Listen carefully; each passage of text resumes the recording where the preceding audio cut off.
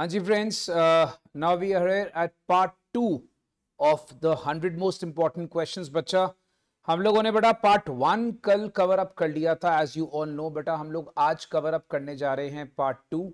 ठीक है, तो ये बेटा सारी की सारी जो इंपॉर्टेंट क्वेश्चन की सीरीज है, ये 2 पार्ट्स में आपके पास आ रही है। Now let's start up. हमने पार्ट 1 में बेटा पहले 50 क्वेश्चंस कवर अप करे थे। आई होप सारे बच्चों ने अपने अपने आंसर्स मिला लिए होंगे उन क्वेश्चंस के। अब बेटा 51 से स्टार्ट करते हैं। Let's begin with question number 51। इसको ध्यान से देखिएगा। इसे लिखा है function is actually given as 2 plus x 2 minus x, और मुझे inverse of a function calculate करना है। भाई मेरे को क्या कैलकुलेट करना है? Inverse of a function. इसको याद रखिएगा, ठीक है। So we have to calculate the inverse. अब सबसे पहले बेटा इसका स्टेप क्या होता है? Let me just clarify the step. y को आप कह लीजिए बेटा 2 प्लस एक्स और 2 माइनस एक्स के बराबर आ गया। क्रॉस मल्टीप्लाई करिए 2y minus 2x, sorry it is xy। तो बच्चा यहां पर जब हम क्रॉस मल्टीप्लाई करते हैं, it is xy is equals to 2 plus x. अब भाई मेरे को यहां पर सिंपली करना क्या है? अगर आप बच्चे चेक करते हो, पहले तो कैलकुलेटर निकालना है भाई सबसे पहले।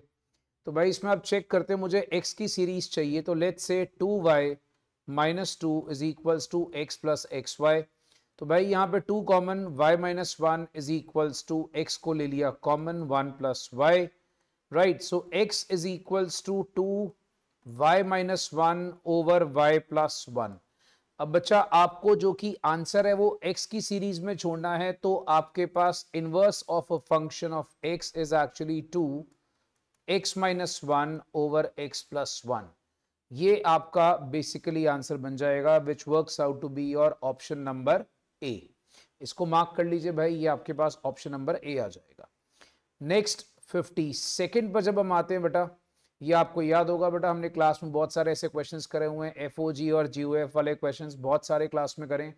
जैसे अब सपोज कर लो एक फंक्शन गिवन है, दूसरी फंक्शन आपको लिखी हुई है, आप इसको चेक कर सकते हैं।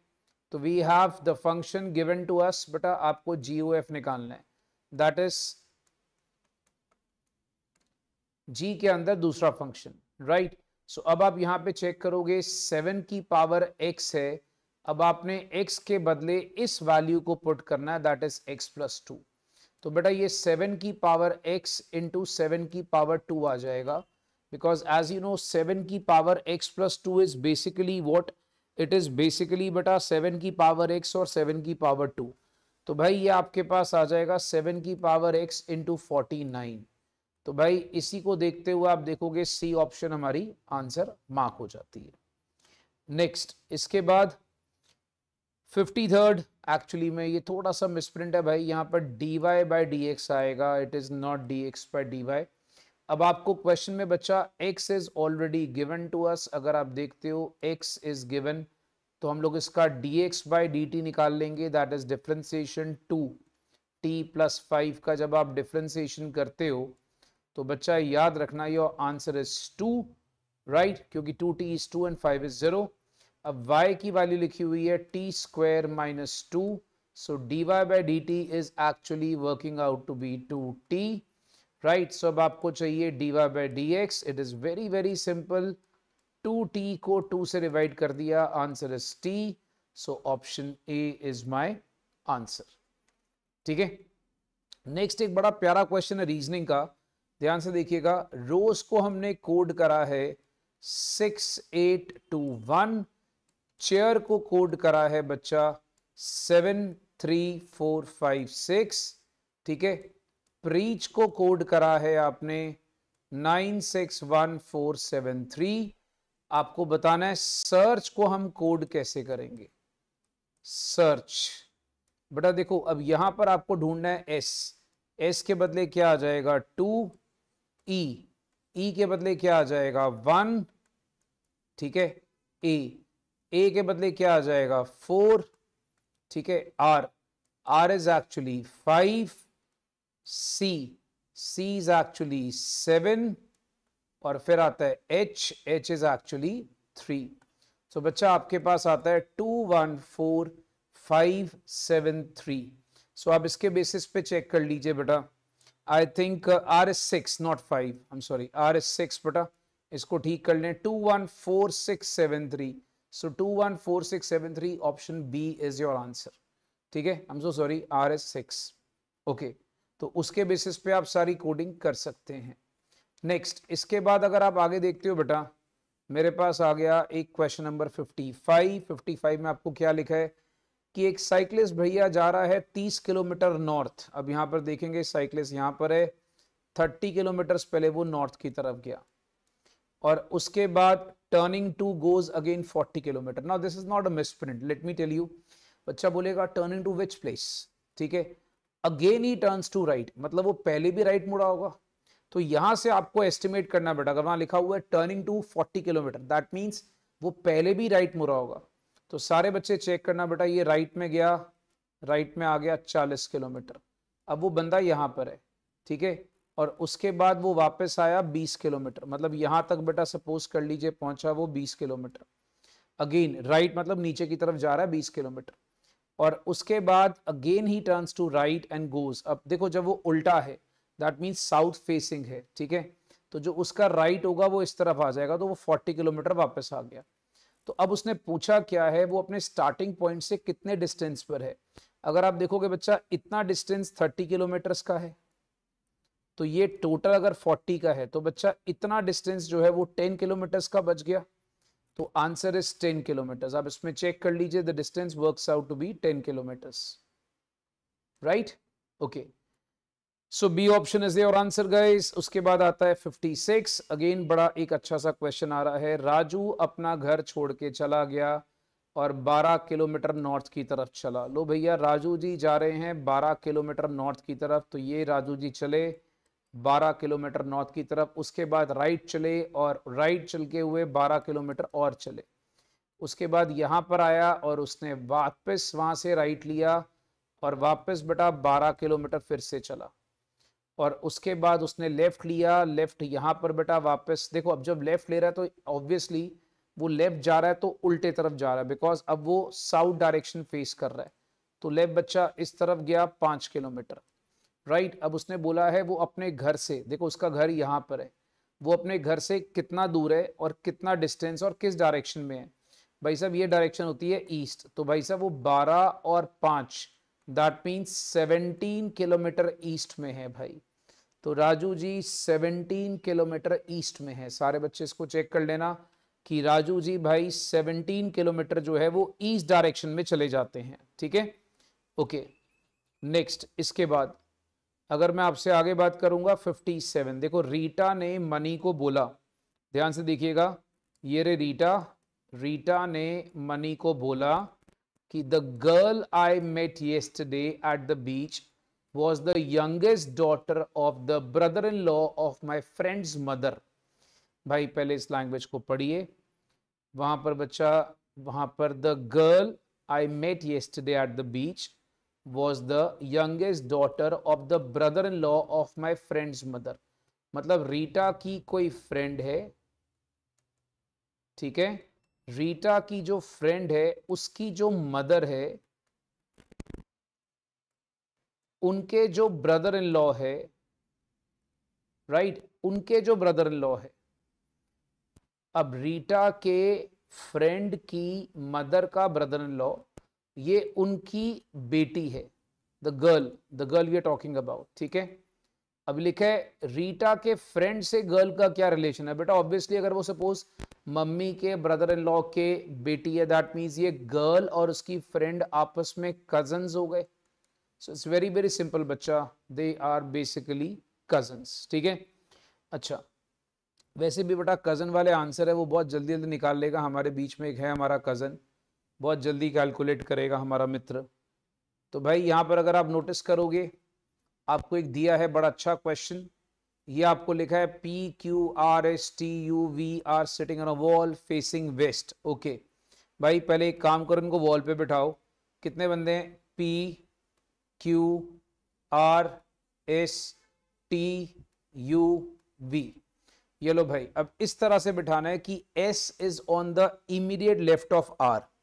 चलो भाई हम एक काम करते हैं, S जो है वो R के लेफ्ट पर है। अब एक बात दिमाग में रखना, अगर सपोज कर लो उन सबका जो फेस है अगर वो वेस्ट की तरफ है, देखो they are all facing west, तो चेहरे इस तरफ है, याद रखिएगा, ठीक है, they are facing west.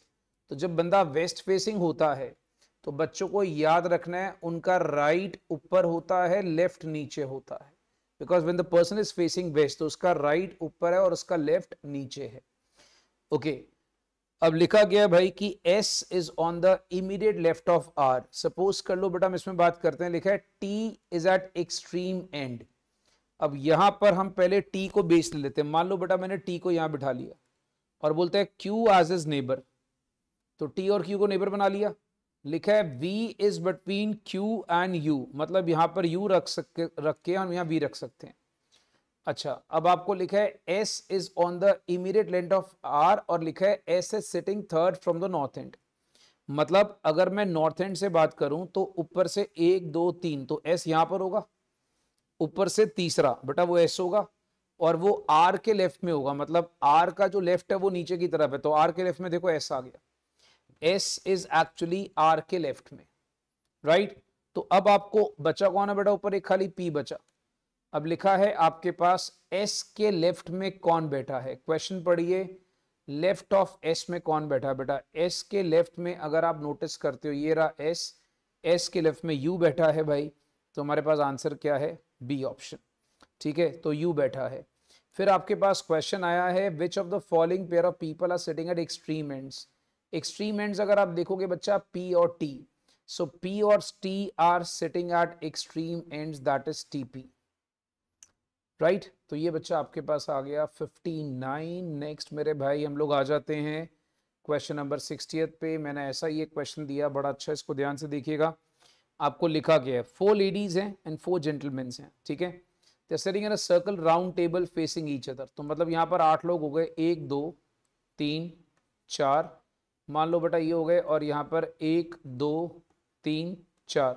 Why I'm using different colors? Because यहाँ पर एक लाइन लिखी है no two ladies or gentlemen are sitting side by side। मतलब अगर सपोज कर लो ये जो ब्लू वाले हैं, सपोज ये जेंट्स हो गए, ठीक है, ये जेंटलमैन हो गए, जी जी जी एंड जी। तो बेटा ये जो 4 हैं लेडीज वो इधर बैठेंगी। अब कौन कहाँ बैठेगा ये अपने को सेट करना है, ठीक है। अब ध्यान से देखिएगा, लिखा है see who is sitting between G and E facing D। भाई हम एक काम करते हैं, लिखा गया है भाई see who is sitting between G and E। एक काम करते हैं, सी को रैंडमली यहाँ डाल देते हैं।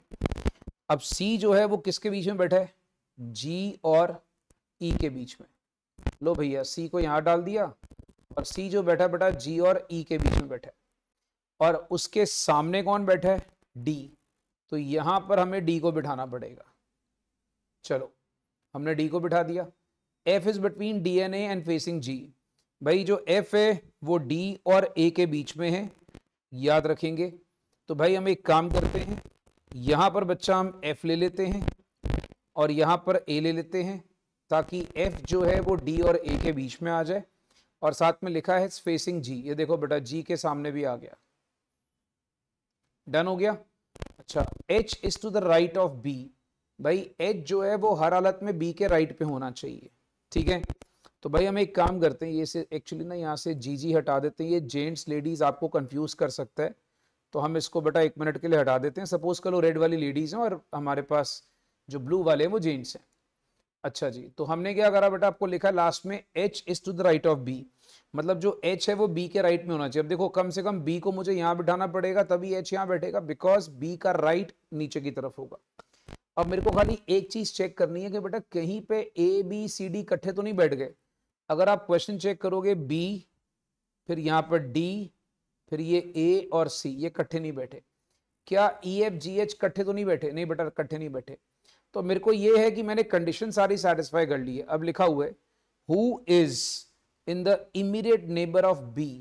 देखो यहां पर अगर आप देखोगे तो G and H are the immediate neighbour of B, G and H are the immediate neighbour of B। अच्छा, उसके बाद 61 who is sitting left of A। बेटा A के लेफ्ट में कौन बैठा है, अगर आप A चेक करोगे यहां पर, ठीक है, तो इसके लेफ्ट में बच्चा अगर आप देखोगे तो F बैठा है, तो भाई उसके लेफ्ट में कौन बैठा है, F। तो हम क्या मार्क करेंगे बच्चा, F। तो ये बेसिकली मेरे पास बच्चा आंसर आ जाता है 61 का।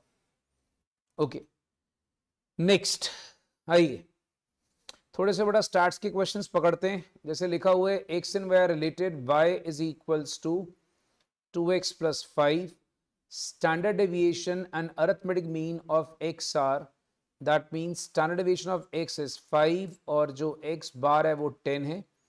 आपको CV निकालना है। अब ऑब्वियसली बेटा देखो, आपको CV जो निकालना है वो y का निकालना है। तो ये सब जो क्वेश्चंस है ना बच्चा, जो MTP में आए हुए हैं, थोड़े से वो इनकम्प्लीट से लगते हैं, बट आपको बता दूं ये अंडरस्टूड होता है कि जब वो y लिखा हुआ है तो आपको CV किसका निकालना है, y का निकालना है। ये सारे बच्चों को याद रखना है। तो भाई CV अपने को वहां पर अल्टीमेटली y का निकालना है, ये अपने को दिमाग में रखना है। चलिए ठीक है, तो पहले मुझे क्या करना पड़ेगा भाई, सबसे पहले यहाँ पर एक प्रॉपर्टी होती है कि standard deviation of y is modulus b standard deviation of x। ठीक है भाई, तो यहाँ पर स्टैंडर्ड डेविएशन ऑफ y अगर मुझे निकालना है तो बेटा जो x के साथ एलिमेंट लगा होता है वो मॉडुलस b होता है। तो बेटा ये स्टैंडर्ड डेविएशन ऑफ y जो है वो आ गया 10। Standard deviation of y is actually 10। ठीक है, तो ये मेरे पास आ गया। अब दोस्तों मेरे को यहां पर चाहिए इसका मीन, तो y की वैल्यू इज 2 इंटू 10 प्लस 5, तो ये आ गया y बार। अब एक बार आपको पता है CV अगर आपको y का निकालना है, formula standard deviation over mean, क्योंकि y is actually y bar into 100, सो 10 बाय 25 इंटू 100। जब आप ये करते हो भाई तो ये आ जाता है 40। तो बच्चा यहां पर आप चेक करोगे 62 का आंसर आ जाता है C, दैट इज 40। ठीक है, नेक्स्ट 63 भाई, मीन हाइट 15 स्टूडेंट की, देखो 15 n दी है 15, उनकी मीन हाइट दी हुई है 110। ठीक है, मीन वेट 5 का, n1 ले लो 5, इसका मीन कितना दिया हुआ है 100, और दूसरे 5 का n2 ले लो 5, दूसरे का मीन कितना लिखा हुआ बच्चा 125। आपको रिमेनिंग स्टूडेंट्स का मीन निकालना है, n3 5 है, आपको तीसरे का मीन निकालना है, तीसरे का मीन निकालना है बच्चा, आपको याद रखना है। अब ध्यान से ना मेरी बात को समझो, देखो ये कंबाइन मीन है, ये टोटल लोग हो गए। मैं आपको एक शॉर्टकट टेक्निक सिखाने जा रहा हूं, ध्यान से देखना। अब टोटल बंदे अगर मैं देखूं तो इसमें कितने हैं, 15 इंटू 110, 1650 बेटा टोटल लोग हैं। ठीक है, इसमें कितने हैं बेटा, 5 लोगों का अगर मैं देखूं तो कितने लोगों के मार्क्स हैं 500। यहां पर देखोगे 5 इंटू 125, ये कितने लोग हैं बेटा 625। तो अब आपको ये पता लग जाता है कि भाई यहां पर 1650 टोटल लोग हैं, उसमें से 500 लोगों के एवरेज मार्क्स, मतलब 500 मार्क्स टोटल हो गए, इसके 625 आपके पास टोटल मार्क्स हो गए। तो अब जो रिमेनिंग आपके पास 5 जिन्हें रह गए उनके मार्क्स कितने हैं, तो 1650 में से 500 और 625, ये टेक्निक फॉलो कर लोगे तो बहुत जल्दी सम हो जाएगा। 1650 में से 500 और 625 निकाल दीजिए, आपके इसके मार्क्स रह गए 525। 525 कितने लोगों के हैं, 5 लोगों के, तो इनका एवरेज मार्क्स क्या होगा, इनका एवरेज मार्क्स होगा 105। तो लो बच्चा 105 को मार्क कर लो। तो भाई देखो ये अगर आप चाहो तो कंबाइन मीन वाले फॉर्मूले से भी कर सकते हो। अब कंबाइन मीन से करोगे बच्चा तो ठीक है आप कर सकते हो, but that will take lot of time. So I recommend अगर आप सीधा सीधा मल्टीप्लाई कर लो, बिकॉज एज यू नो जब मैं n इंटू बार करूंगा तो सिग्मा x आएगा। तो ये टोटल मार्क्स आ गए, ये आ गए 5 लोगों के टोटल, ये अगले 5 लोगों के टोटल, तो बाकी रिमेनिंग 5 के टोटल आपको निकालने हैं। इस तरीके से आप निकाल सकते हो। ओके, अब 64 ध्यान से देखिए बेटा, -0.9 इज एक्चुअली कोरिलेशन। आपको कोफिशिएंट ऑफ डिटर्मिनेशन चाहिए, वो था r², -0.9 का स्क्वायर बेटा दैट इज एक्चुअली 0.81। तो आप देखोगे B option is my answer. तो ये आप बच्चे चेक कर लें बेटा, सीधा बी ऑप्शन आपका आंसर आ जाता है। नेक्स्ट एक प्रोबेबिलिटी का बड़ा प्यारा सा क्वेश्चन है बच्चा, आपके पास x गिवन है 1 2 4 5 6, ये देखिए 1 2 4 5 6, आपके पास प्रोबेबिलिटी गिवन है 0.15, 0.25, 0.2, 0.3, 0.1। आपको बच्चा पहले पी एक्स निकालना है। पहले पी एक्स निकालोगे तो ये आता है 0.15, 0.5, यह आता है 0.8, 1.5 एंड 0.6। इसका टोटल करोगे बेटा पी एक्स का 3.55। फिर आपने पी एक्स का स्क्वायर निकालना है। पी एक्स को दोबारा से एक्स से मल्टीप्लाई कर लीजिए, पी एक्स का स्क्वायर आ जाएगा। तो भाई 0.15, इसको मल्टीप्लाई करो बच्चा, ये आ गया 1, देन 3.2, 7.5, 3.6। भाई इसका टोटल कर लीजिए, दिस इज एक्चुअली 15.45, ये आ गया। अब अगर आप इसमें नोटिस करते हो, मेरा जो वेरिएंस का फॉर्मूला होता है sigma P x square minus sigma P x का होल स्क्वायर। सो बच्चा 15.45 माइनस पी एक्स का होल स्क्वायर, 3.55 का होल स्क्वायर, ये जब आप कैलकुलेट करोगे बेटा तो ये आंसर आता है 1.6875। इसका नियरेस्ट ऑप्शन मार्क कर लीजिए, दैट इज 1.69। तो 1.69 बच्चा इसकी नियरेस्ट ऑप्शन आती है, इसको मार्क कर ले, राइट। ओके, नेक्स्ट इसके बाद 66 एक और बेटा आपके एक्सपेक्टेड प्रोबेबिलिटी का क्वेश्चन है। आपको बोलता है बारिश होगी, उसकी प्रोबेबिलिटी है 0.4, ठीक है। तो उसमें बारिश होगी तो भैया सेल होगी 400 रुपए पर डे की, अम्ब्रेला वाले की। और अगर सपोज बारिश नहीं होगी तो उसकी प्रोबेबिलिटी कितनी हो गई 0.6, तो बेचारे को 100 रुपए का नुकसान हो जाएगा। उसने आपसे एक्सपेक्टेड अर्निंग्स पूछी है, तो भाई ये पी एक्स आ गया 400 इंटू 0.4 160, 100 इंटू 0.6 -60, यह आ गया 100। ये लीजिए बेटा एक्सपेक्टेड अर्निंग्स 100 आ गई। एक्सपेक्टेड अर्निंग्स इज 100, ये बातें अपने दिमाग में रखिए। अच्छा, नेक्स्ट पॉइजन वेरिएट बेटा आपको लिखा हुआ है probability of x is equals to 2 is equals to thrice of probability of x equals to 4। This is e की पावर माइनस m की पावर 2 ओवर फैक्टोरियल 2। फॉर्मूला याद करो, e की पावर माइनस m की पावर 4 ओवर फैक्टोरियल 4, और भाई इसको हमने मल्टीप्लाई करना है 3 से। अब देखो इसमें क्या क्या चीजें कट कर जाती हैं बच्चा, ये कट कर जाएगा, ठीक है, m स्क्वायर m4। सो भाई यहां पर रह क्या जाएगा 1/2 is equals to 3 m square, और ये 4 का हो जाएगा 24। 4 फैक्टोरियल इज 24, 4 3 12, 12 2 24। ओके भाई, इसको थोड़ा कटिंग शटिंग करोगे तो ये आ जाएगा 8। तो बेसिकली बचा क्या, m square is equals to 4। So m की वैल्यू क्या आ रही बेटा आपके पास 2। तो आप इसके बेसिस पे चेक कर लीजिए, m का आंसर आ जाता है 2, राइट। अच्छा, अब आपको बच्चा बोलेगा सर आपने तो मीन निकाला, भैया पॉइजन वेरिएट में क्या है, अच्छा सॉरी आंसर इज नॉट 2, मैं आपको बताता हूँ, सो सॉरी। पॉइजन वेरिएट में बेटा मीन जो होता है वो वेरिएंस के बराबर होता है, ठीक है, आई एम सो सॉरी बेटा। m का आंसर 2 आया, ठीक है। पॉइजन वेरिएट में मीन और वेरिएंस बराबर होता है। उसने स्टैंडर्ड डेविएशन पूछा है, तो स्टैंडर्ड डेविएशन वुड बी √2, क्योंकि वो 2 का रूट आ जाएगा, याद रखेंगे बच्चा। तो then we have answer as an option C, क्योंकि देखो अगर तो उसने मीन पूछा होता तो मीन और वेरिएंस बराबर होते, बट उसने स्टैंडर्ड डेविएशन पूछा है, क्योंकि पॉइजन में मीन और वेरिएंस बराबर होता है। तो बच्चा याद रखना, स्टैंडर्ड डेविएशन पूछा है तो दैट इज √2, ठीक है। बी केयरफुल, उसने पूछा गया है। ओके अब जैसे ये वाला क्वेश्चन है भाई, इसमें मैंने आपको एक सीधी सादी बात बताई थी, आपको ये बेटा पीडीएफ का क्वेश्चन है, प्रोबेबिलिटी डेंसिटी फंक्शन का। जो वैल्यू यहाँ पर लिखी होती है वही आपके पास अल्टीमेटली मीन होती है, बात खत्म। इसमें ज्यादा देखना ही नहीं है। आपके पास x माइनस के साथ जो वैल्यू लिखी होगी बेटा वो आपके पास मीन होती है। तो आपके पास आंसर गया 10। याद रखना, इसमें ज्यादा कुछ मत सोचना, स्ट्रेट अवे इसके अंदर वैल्यू डाल देना पीडीएफ के अंदर। That's the best technique to follow. Okay भाई, ये क्वेश्चन हम लोगों ने पहले भी क्लास में डिस्कस करा है, दोबारा कर लेते हैं। अगर x माइनस 1 फैक्टर है क्यूबिक इक्वेशन का, ठीक है। अब ये बेटा एमटीपी के कुछ प्रॉब्लम्स हैं, जैसे लिखा है x cube minus 9x square 23x minus 15। बेटा ये फैक्टर है, मतलब ये इससे डिवाइड हो जाता है, ठीक है, ये इससे डिवाइड हो जाता है। अब मैं आपको एक सिंपल सा फंडा बताता हूं।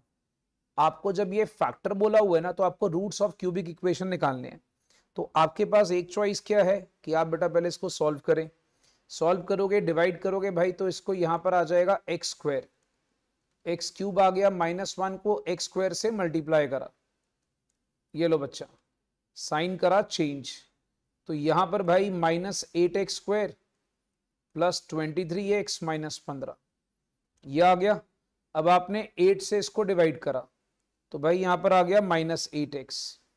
अच्छा फिर आपने उसको कर दिया मल्टीप्लाई -1 से तो आ गया +8x। तो ये बच्चा आप देखोगे तो इसके अंदर हमने कर दिया कैंसिल और ये भाई साहब आ जाएगा 15x -15।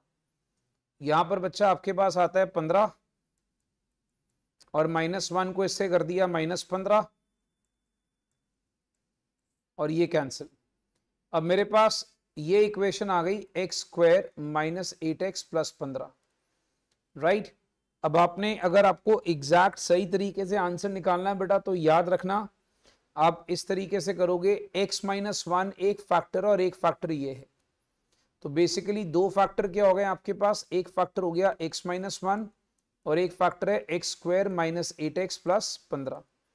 तो बेटा x -1 को पहले 0 के इक्वल करा, x की वैल्यू 1 हो गई, तो एक फैक्टर तो ये आ गया।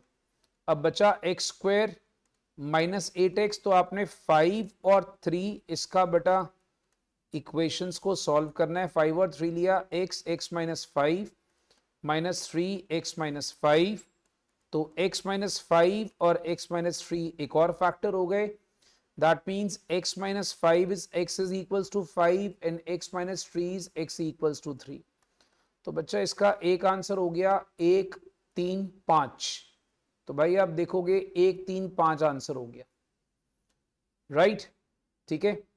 अच्छा अब आप लोग बच्चा लोग याद रखिएगा ये सम को इस तरीके से करेंगे क्योंकि इसमें क्यूबिक फैक्टर लिखा हुआ है भाई, तो इसको इस तरह से डिवाइड वगैरह करके कर लिया, ठीक है। डिवाइड करा, फैक्टर निकाला, फैक्टर को सॉल्व कर लिया और सॉल्व करने से आपके पास x का आंसर 1 3 5 कर आ जाता, दैट इज ऑप्शन 1, राइट। अच्छा अगर सपोज कर लो, मान लो कभी ऐसा होता कि आपके पास सिर्फ एक इसी में होता तो x -1 इज इक्वल टू 0 और x की वैल्यू 1, जिसमें अकेले में 1 होता वही वाला आंसर होता, राइट, जिसमें अकेले में 1 होता बच्चा वही वाला आंसर हो जाता। अच्छा अब कुछ बच्चे बोलेंगे सर हम ऐसे क्यों नहीं कर लेते कि हम 3 और 5 को इस इक्वेशन में पुट करके देख ले और हमारा आंसर आ जाए। नहीं आएगा बेटा, क्योंकि इसने बोला है x -1 is a factor of cubic equation, तो आपको वहां पर एक पर्टिकुलर फैक्टर दूसरा वाला निकालना ही पड़ेगा, तो कई बार उसमें आंसर डायरेक्टली पुट करने से नहीं आएगा, ठीक है। अच्छा अगर तो आपको सिंपल इक्वेशन गिवन होती, सीधा सॉल्व करने को बोलता, फिर आप निकाल सकते थे। ओके नेक्स्ट भाई आपका अगेन फेवरेट टॉपिक आ रहा है, फ्यूचर वैल्यू ऑफ एन्युटी निकालना है। 1000 made annually for 7 years at 16% पर एनम कंपाउंडेड। तो आप बच्चा इसमें करोगे, फ्यूचर वैल्यू आपको निकालना है 1000, आपको पता है 1 + 0.16 टू दी पावर 7 -1 ओवर 0.16। अब बच्चा मुझे इसमें टेंशन नहीं लेनी, क्यों, बिकॉज मुझे इसकी वैल्यू ऑलरेडी गिवन है 2.8262 -1 ओवर 0.16। लो भाई इसको कैलकुलेट कर लो, सीधा सीधा 11413.75। मेरे ख्याल से इसमें मैं एस्टिमेट करूंगा भाई कि ये मेजॉरिटी क्वेश्चंस बच्चों के निकल गए होंगे।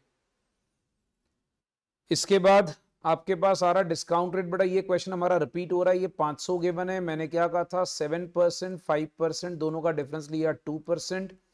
500 को बच्चा आपने 2% से डिवाइड करा तो आपके पास आंसर आता है 25,000। तो आप देखोगे डी ऑप्शन, ये एक्चुअली कॉमन क्वेश्चन है, MTP 1 2 दोनों में आया हुआ है। इसके बाद आ जाइए 72। आप देखोगे बच्चा मैंने मैक्सिमम TVM के क्वेश्चंस उठाए हैं। सो राजेश डिपॉजिट करता है 3000 at the start of each quarter in his saving account. If his account earn 5.75% interest compounded quarterly, कितना वो सेव करेगा 4 साल के बाद। देखो 4 साल के बाद सेव करेगा, दैट मीन्स आपको फ्यूचर वैल्यू निकालना है, और लिखा है start of the quarter. Start का मतलब हो गया बेटा बिगिनिंग फ्रॉम टुडे, स्टार्टिंग वाला पॉइंट। तो फ्यूचर वैल्यू का फॉर्मूला 3000, ठीक है, 1 प्लस, अच्छा 5.75 कंपाउंडेड क्वार्टरली डिवाइडेड बाय 400, अच्छा पावर हो जाएगी 16 plus 1 because formula was n plus 1 minus 1 over 5.75 divide by 400। इसको आपने पूरा सॉल्व करा, फिर लास्ट में -1 करना है। जब आप इनको पूरा सॉल्व करते हो, देखो इसकी इतनी table values already given, value place करिए। जब आप इनको सॉल्व करोगे भाई तो आंसर आता है 54308.6। आई थिंक बच्चे अब इस लेवल पर आकर ना ये सिंपल कैलकुलेशंस तो कर ही लेंगे। बेसिकली आपको सिर्फ अब ये पता लगाना है कि भैया फ्यूचर है कि प्रेजेंट है। ओके 73 भाई, annual rate of interest, simple interest आपको 12.5% लिखा है। कितनी देर में प्रिंसिपल डबल हो जाएगा? यार आपको मैंने वो टेक्निक सिखाई थी डबल वाली, m-1, ठीक है, ओवर r इंटू 100। तो टेंशन लेनी नहीं, डबल मतलब 2 times, over r is 12.5 into 100 करा, तो बच्चा यहां से आपको पता लग जाएगा कि 8 ईयर्स में डबल होगा। ये लीजिए भाई, आपका आंसर आ गया 8 years. Okay next, 5,000 is paid every year for 10 years to pay off a loan. देखो लोन वाला क्वेश्चन है तो प्रेजेंट वैल्यू है। अब आपको लिखा क्या है कि भाई लोन अमाउंट क्या होगा, तो present value loan amount 5,000। As you on लो बच्चा कि ये आपके पास 1 plus I to the power -10 whole over बेटा 0.14, ये आपने चेक कर लेना है। तो जब आप इसको कैलकुलेट करते हो ना मेरे भाई, आप इसको सारा जब कैलकुलेशन वगैरह कर लोगे तो you'll get the answer as 26080.55। ये चेक कर लीजिएगा, B option is your answer, ठीक है। फिर अगर आप देखते हो भाई 75,800 is invested at the end of each month by paying 6% पर एनम कंपाउंडेड मंथली।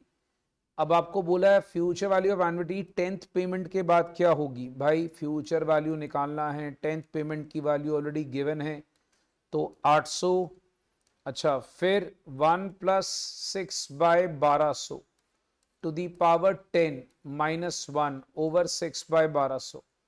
अब बच्चा लोग ये जो वैल्यू आती है ऑलरेडी गिवन है, तो आप सीधा सीधा लगा सकते हो 800 1.0511 -1 ओवर 0.0511,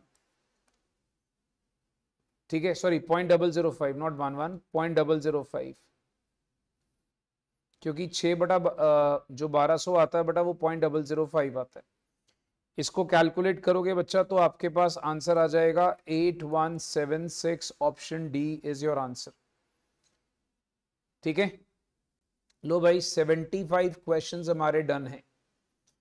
इसके बाद नेक्स्ट, अब आप ये वाला क्वेश्चन चेक करोगे भाई तो आपको लिखा है certain sum of money borrowed at simple interest amounts to, याद करो ये formula, amounts to 2688, T1 is 3 years, amounts to A2 2784, T2 is 4 साल। बच्चा आपको रेट निकालने को बोला है, formula A2 minus A1, formula याद करा रहा हूं बेटा, फिर आता था A2 T1 minus A1 T2 into 100। बस अब इसको कैलकुलेट कर लो, ठीक है भाई। तो आप चाहे A2 T1 करो, चाहे A1 T2 पहले लिखो, जो मर्जी पहले लिख लो। बेसिकली क्या करना है बेटा, आपने इसको माइनस करा 2784 माइनस 2688 होल ओवर बच्चा A2 T1 2784, ये फॉर्मूला बच्चा याद रखिएगा, इंटू 3, जब दो अमाउंट्स होते थे 2688 इंटू 4, जो आंसर आएगा लास्ट में इंटू 100 कर देना। आप चेक करोगे आपका आंसर 4% आ जाएगा। सारे बच्चे बेटा इसको जरूर देख लो, आप चेक करो, इसका आंसर आपका 4% आ जाता है। नेक्स्ट, रवि ने बेटा ये क्वेश्चन हमारा रिपीट हो रहा है बच्चा, तो ये पहले भी ऊपर हो चुका है, मैंने ये सेम क्वेश्चन बच्चा ऊपर करा दिया। ये एक्चुअली क्वेश्चन PYP में भी था, ये क्वेश्चन MTB के अंदर भी है भाई, तो इसका आंसर 6 years आता है। तो आप देखोगे ये क्वेश्चन रिपीटेड है, ये ऊपर सेम क्वेश्चन हो चुका हुआ है 6 years। इसमें लॉग की वैल्यू गिवन थी, ठीक है। फर्क क्या है, यहाँ पर लॉग की वैल्यू गिवन नहीं है, आपको खुद कैलकुलेट करना पड़ेगा, वहां लॉग की वैल्यू गिवन थी। ओके मधु ने लोन लिया बेटा 50,000 रुपए का बैंक से। बेटा लोन का क्वेश्चन मतलब प्रेजेंट वैल्यू। अब एक बार इस क्वेश्चन को ध्यान से देखना। Now we have to be very attentive regarding this question because this is a good one. ठीक है, अच्छा लिखा है रेट ऑफ इंटरेस्ट इज 10% पर annum। Okay, first installment will be paid at the end of 5 years। मतलब मधु जो है बच्चा वो पहली इंस्टॉलमेंट 5 साल के बाद देगी। पहले क्वेश्चन को समझो। ये बेटा पहले 5 साल बीते, 1 2 3 4 5। मधु ने लोन लिया अभी, तो मधु ने बच्चा वो जो इंस्टॉलमेंट देनी है वो 5 साल के बाद देनी है। मतलब 4 साल बीतेगा, 5वां साल जब शुरू होगा तब जाकर मधु जो है वहां पर अपना पहला इंस्टॉलमेंट पे कर देगी, मतलब 5वें साल के एंड पे। अब आपको बताना है कि मधु की इक्वल इंस्टॉलमेंट क्या होगी, उसके बाद मधु की इक्वल इंस्टॉलमेंट क्या होगी। ठीक है, अगर मधु कहती है मैं उसको 5 सालों में रीपे करूंगी, 1 2 3 4 5, मतलब अगले 5 सालों में मधु उसको रीपे करेगी। अभी नॉर्मली क्या होता है बच्चा, मैं आपको इस क्वेश्चन के अंदर बताता हूं। Normally what is the problem in this question is कि आपको ना इसमें एक बहुत मेजर इशू आने वाला है। आप पहले ना एक चीज सोचो कि जो मधु अमाउंट पे कर रही है, ठीक है, वो पे कर रही है पहली इंस्टॉलमेंट आपके 4 साल बीतने के बाद पे कर रही है। तो हम लोग का ये प्रेजेंट वैल्यू का क्वेश्चन है, बट क्या ये 50,000 प्रेजेंट वैल्यू है? नहीं, ये 50,000 बच्चा प्रेजेंट वैल्यू नहीं है। हमारी जो लोन की प्रेजेंट वैल्यू होगी ना वो हमें इस डेट को देखनी है। तो 50,000 के ऊपर देखो आपका इंटरेस्ट तो पड़ेगा ही पड़ेगा। तो 1 + I that is 0.10 to the power 4। तो पहले 4 साल का इंटरेस्ट देखो। तो 50,000 के ऊपर 1.10 इंटू 1 2 3 बार इक्वल टू दबाकर इसको 50 से मल्टीप्लाई करा तो बेटा जो प्रेजेंट वाली लोन की आती वो आती 73,205। याद रखना लोन की present value is not 50,000 because पहले 4 साल लोन रखा, फिर 5वें साल से किस्त शुरू हुई है। ये बात दिमाग में रखना, मैं बार बार बोल रहा हूं बिकॉज ये एक ऐसा क्वेश्चन है इसमें मेजॉरिटी बच्चे गलत करेंगे। तो बेटा पहले आपने 4 साल लोन रखा, फिर आपने 5वें साल से इंस्टॉलमेंट शुरू करी है। ठीक है, तो लोन की प्रेजेंट वैल्यू होगी 73,205।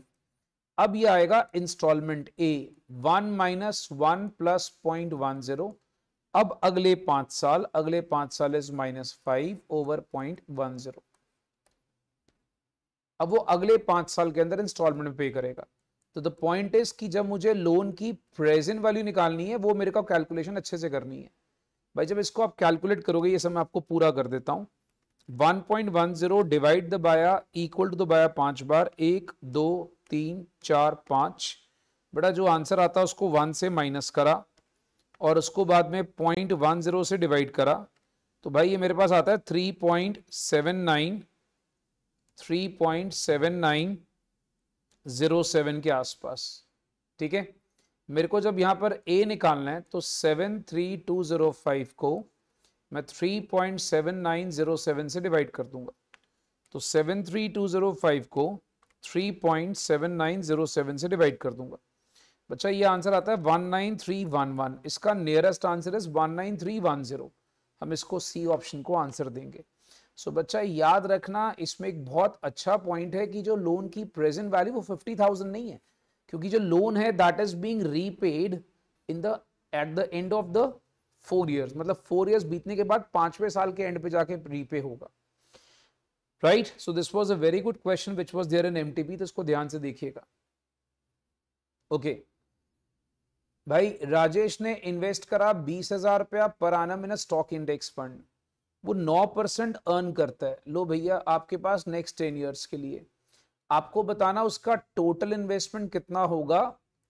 अब देखिए एक्यूमुलेटेड मींस फ्यूचर वैल्यू।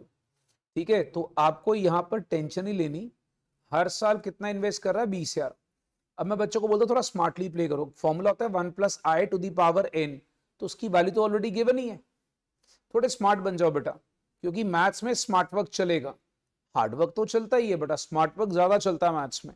तो आप देखोगे 1 + I to the power n की value it's already given, 2.36736 is already there. तो आपने भाई इसको करना है -1 ओवर 0.09। आप कैलकुलेशन करोगे तो सीधा सीधा आपका आंसर आ जाएगा। that will be 30385.7.77. तो बच्चा आप देखोगे 30385.7.77, इसका नियरेस्ट ऑप्शन आता है 303,858, तो आप इसको मार्क कर सकते हो बी ऑप्शन को, राइट।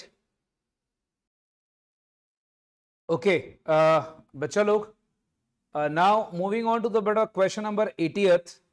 अगर आप ध्यान से देखते हो भाई, एक investment is earning compounded interest of ₹100। इसमें चेक कर लीजिए बेटा, अब आपको बोला है कंपाउंडेड इंटरेस्ट 100 रुपए का इन्वेस्ट करता है in the year 2, accumulated to 105 in year 5। That means अगर आप नोटिस करते हो 2 साल में भाई उसका जो अमाउंट है वो 100 रुपया बन जाता है, 4 साल में उसका अमाउंट 105 रुपए बन जाता है। आप इसको चेक करते जाइएगा। अब वो लिखता क्या है, देखो आपको पहले पॉइंट समझना है, इसका ना आपको रेट निकालना है। तो यहां पर आप गैप देखो, गैप कितना है बच्चा, 2 साल। अगेन अ गुड क्वेश्चन बेटा, गैप कितना है इसके अंदर, 2 साल। तो किस रेट से बढ़ा, तो आपको देखना, सपोज कर लो ये अमाउंट हो गया, ये प्रिंसिपल हो गया। तो let's say amount is equals to principal 1 + r/100 to the power 2। भाई जब इसको डिवाइड करूंगा ये आता है 1.05, 1 + r/100 to the power 2, right. So यहां पर जब आप इसकी कैलकुलेशन करोगे बच्चा, तो ये आ जाएगा 1.05 to the power 1/2 is 1 + r/100। So बच्चा 1.05 जो है, जब मैं इसको अंडर रूट में करता हूं तो this actually works out to be 1.0246 is 1 + r/100। अब भाई ये जो r है ना, इसको कैलकुलेट करते हैं, तो r इज 1.0246 - 1, और जो आंसर आया उसको 100 से मल्टीप्लाई कर दिया, राइट। तो ये जब आप इसको चेक करोगे तो ये बच्चा आपके पास r की वैल्यूज अप्रोक्सीमेटली 2.46% के आसपास आ जाती है। अब उसने क्या बोला है, कहता अगर सपोज कर लो, मान लो आपका 500 रुपए इन्वेस्ट करा, तो 500 रुपए बच्चा 5th ईयर में इन्वेस्ट करके 10 ईयर्स तक, मतलब गैप कितना है 5 ईयर्स, तो 5 ईयर में कितना बन जाएगा, मतलब उसकी अमाउंट क्या होगी 500 की, तो रेट तो सेम ही होगा। तो रेट होगा बेटा 1.1 + 2.46 ओवर 100। मतलब आपने रेट पहले पिछले वाले का निकाल लेना है। देखो क्वेश्चन को अंडरस्टैंड करो, आपने पहले रेट निकाल लेना, बिकॉज 100 से 105 हुआ, तो 100 से 105 में पहले आपने गैप देखा 2 ईयर्स का, बच्चा उसका रेट निकाल लिया, रेट निकाल लिया, वो 2.46 आया। फिर बोलता है भाई 5th ईयर से लेके 10th ईयर तक। अब 500 अगर आप इन्वेस्ट कर रहे हो 5th ईयर से लेके 10th ईयर तक, आपकी अमाउंट कितनी बन जाती है, और इसमें टाइम है 5 ईयर्स का। तो जब आप इसको कैलकुलेट करोगे बच्चा, ये आता है 564.84। तो भाई ये मेरे पास आ गया 564.84, अप्रोक्सीमेटली आपके पास ये आ गया ऑप्शन बी। याद रखना इनके आंसर्स थोड़े से आसपास आएंगे। नेक्स्ट, फिर भाई मेरे पास आता है क्वेश्चन नंबर 81। आपको लिखा कि an investor is saving to pay off an obligation of 15250 which will be due in 7 years. मतलब फ्यूचर में 7 सालों में, 7 सालों के बाद उसको ये पे करना है 15250।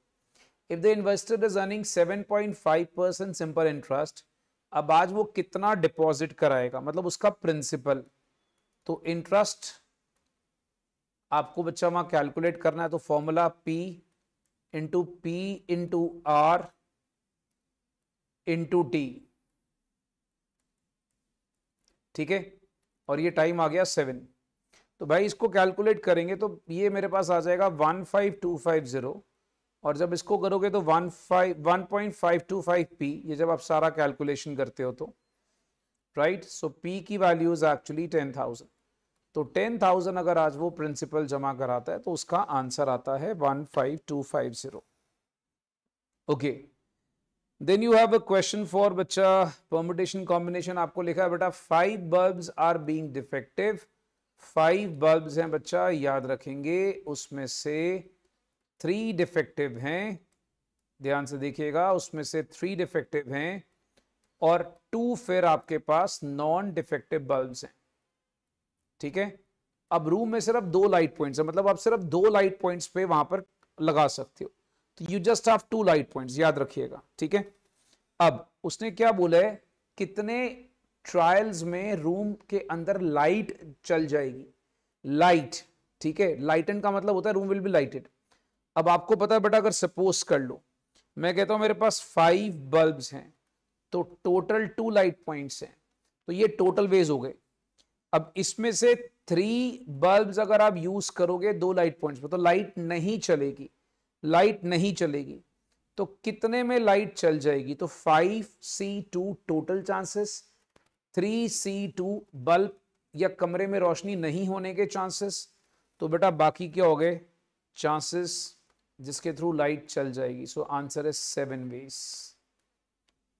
सिंपल। 5C2 सॉल्व करोगे 10 आएगा, 3C2 is actually 3, so 10 minus 3 is 7। ओके, नेक्स्ट। अब देखिए, in how many ways can a party of 4 men and 4 women seated at circular table. देखो अब यहां पर आपके पास बच्चा 1 2 3 4 5 6 7 और 8 लोग बिठाने बेटा आपने यहाँ पर, ठीक है। और बोलता है नो 2 वुमेन आर एडजस्टेंट, मतलब वुमेन एक साथ नहीं बैठ सकती। लेट्स से वुमेन एक यहाँ पर, एक यहाँ पर, एक यहाँ पर और एक यहाँ पर, ठीक है। अच्छा, और लेट्स से बेटा मैन आ गए यहाँ पर।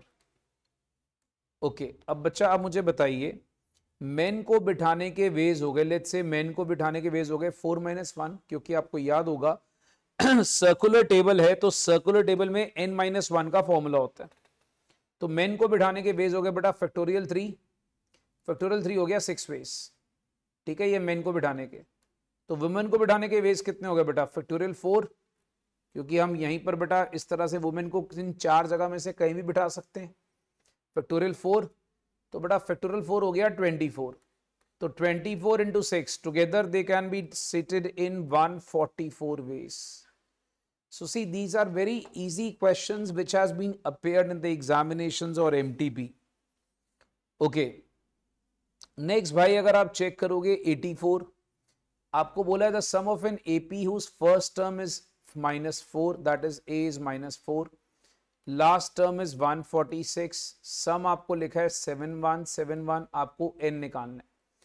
फॉर्मूला था बेटा when last term was given n/2 A plus L, तो बेटा ये 7171 गिवन है n/2 A plus L -4 + 146, तो भाई इसको क्रॉस मल्टीप्लाई करा, 7171 into 2 is equals to n, यह आता है 142। तो n की वैल्यू 7171 into 2 over 142, इसको कैलकुलेट करो। तो बच्चा ये कैलकुलेट करोगे तो n आ जाएगा 101।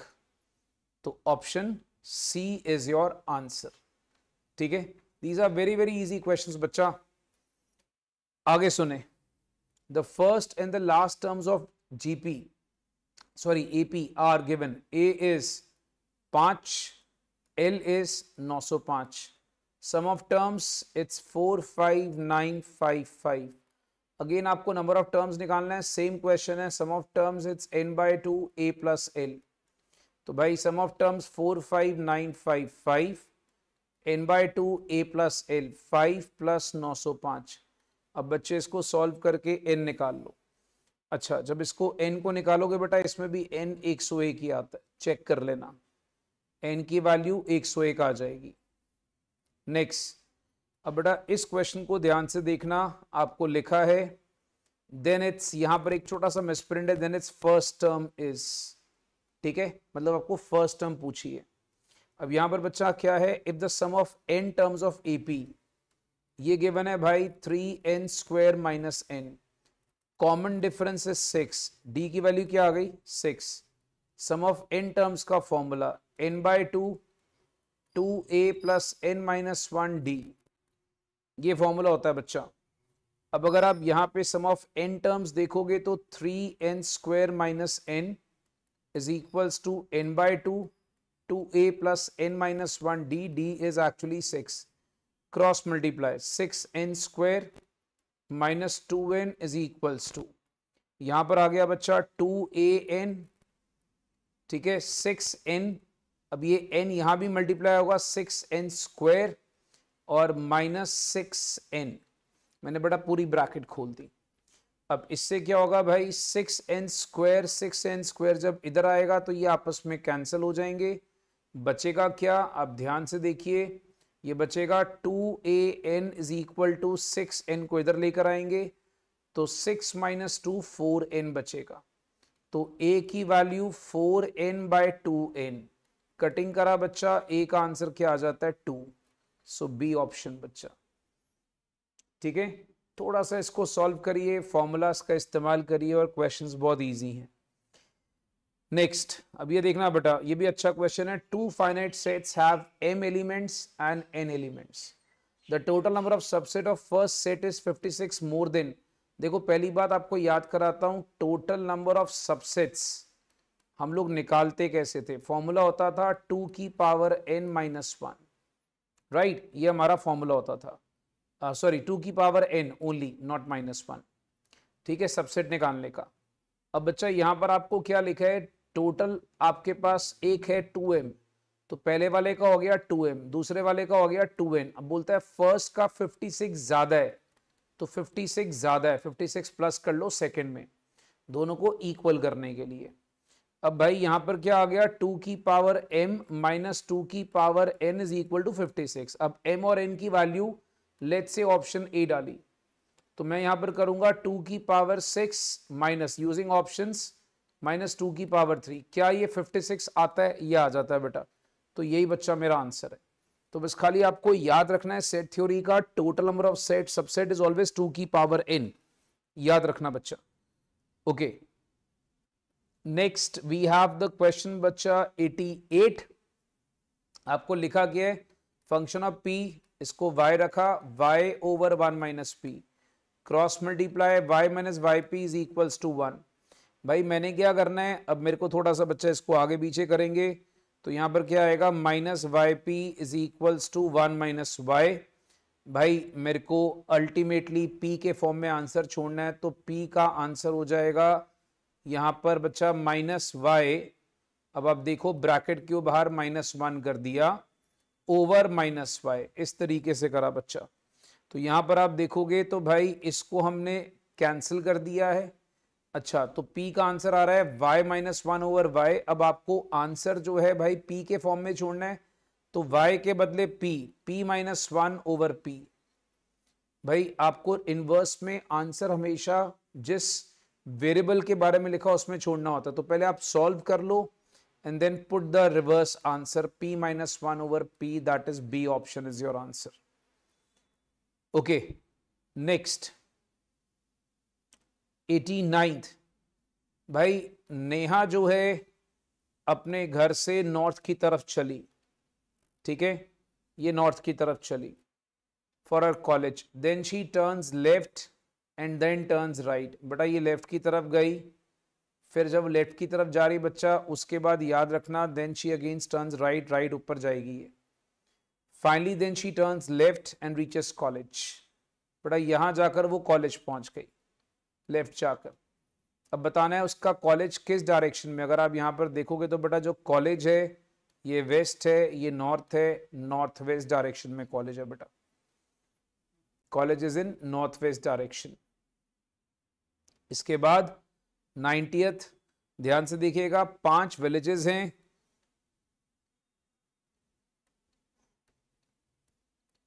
ये देखिए PQRST, they are situated close to each other, P is to west of Q। हम एक काम करते हैं बेटा, Q को यहां रख लेते हैं, Q के वेस्ट पे कौन है P।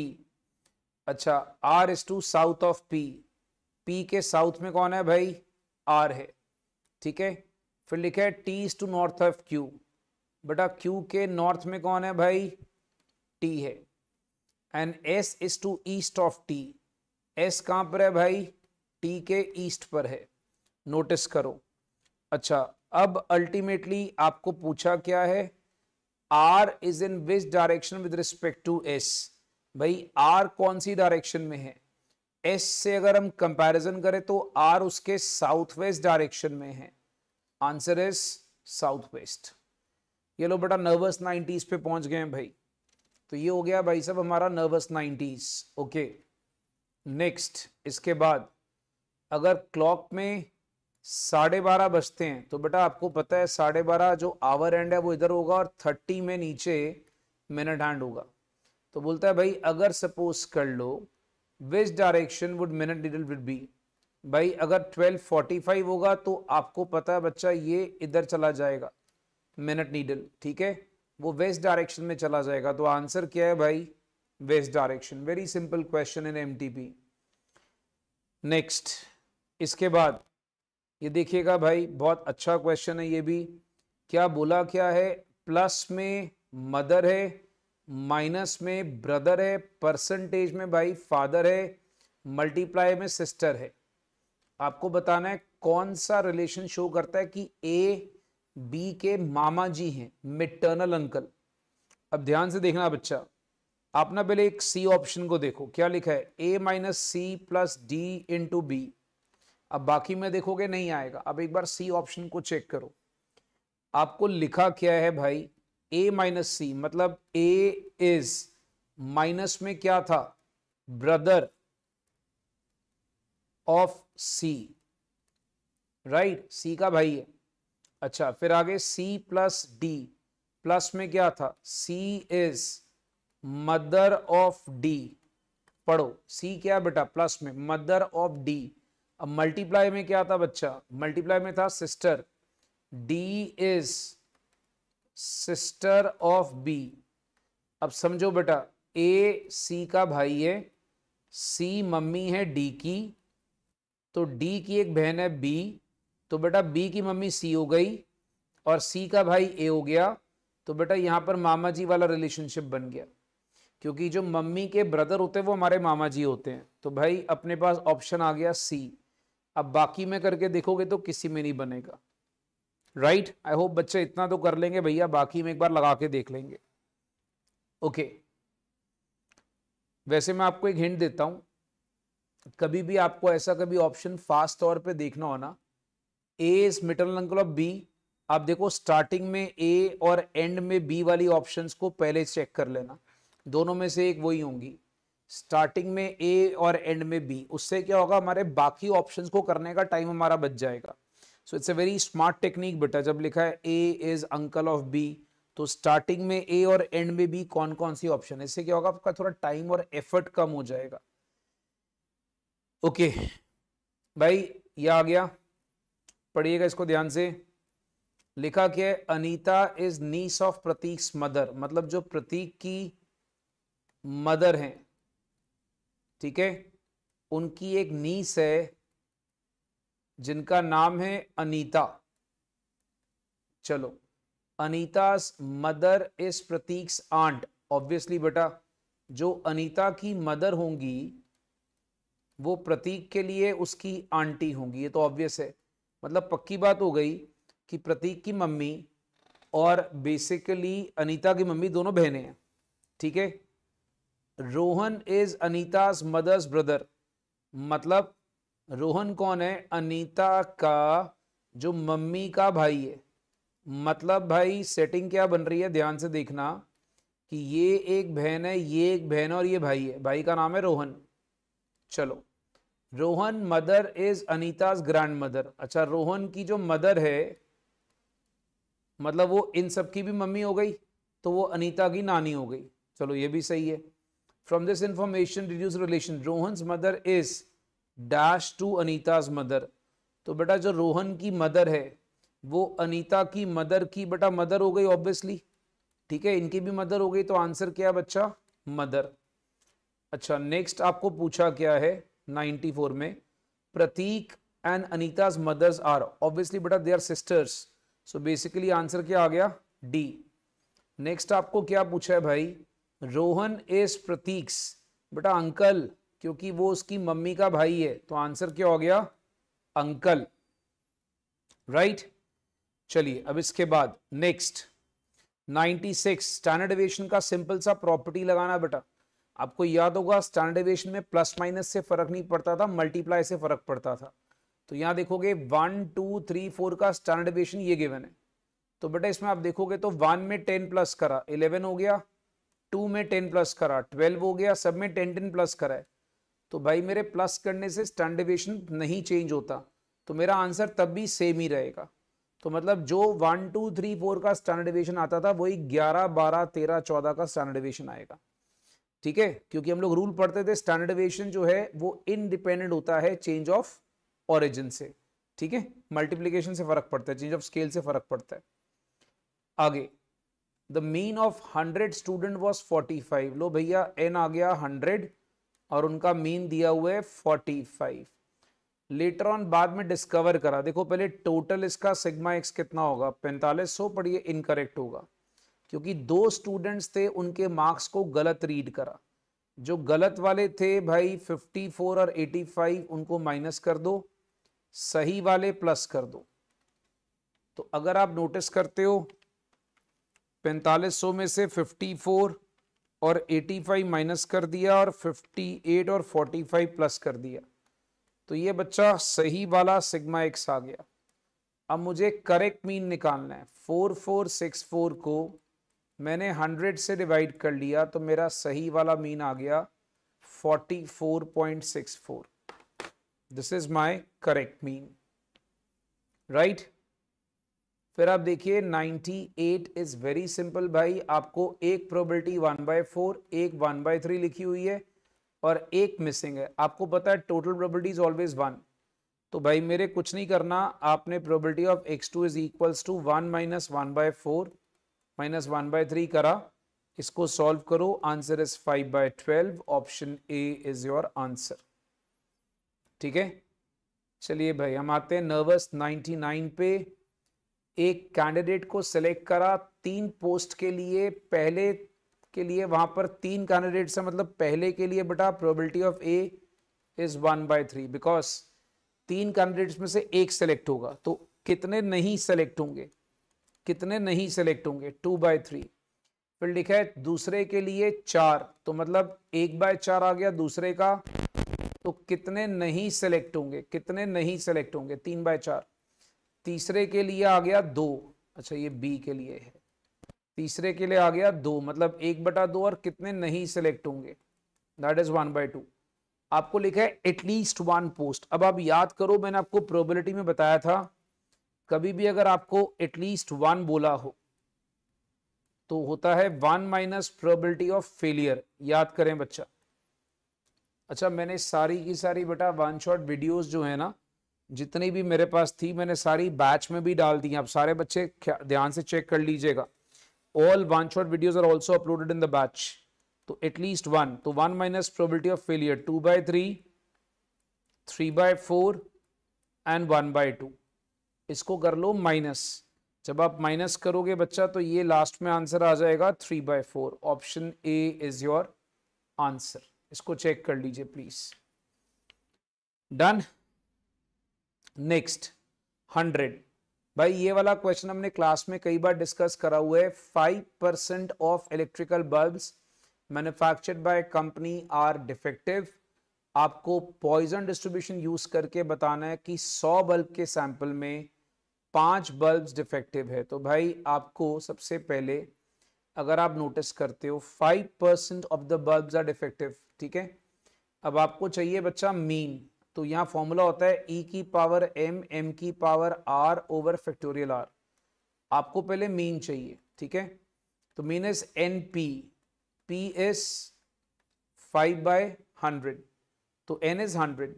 तो बच्चा मीन आपके पास 5 आ जाएगा, तो e की पावर -5, 5 की पावर r। अब बच्चा जो 5 की पावर r है आपको क्या लिखा हुआ है कि sample of 100 bulbs 5 will be defective, तो 5 की पावर 5 आ जाएगी ओवर फैक्टोरियल 5। तो भाई इसको सॉल्व करना है, इसकी वैल्यू गिवन है 0.007। 5 की पावर 5 अगर आप नोटिस करते हो, so that works out to be 5 into 1 2 3 4, that is 3125। और नीचे बच्चा फैक्टोरियल 5 इज, अगर आप देखते हो भाई तो 5 4 3 2, it is actually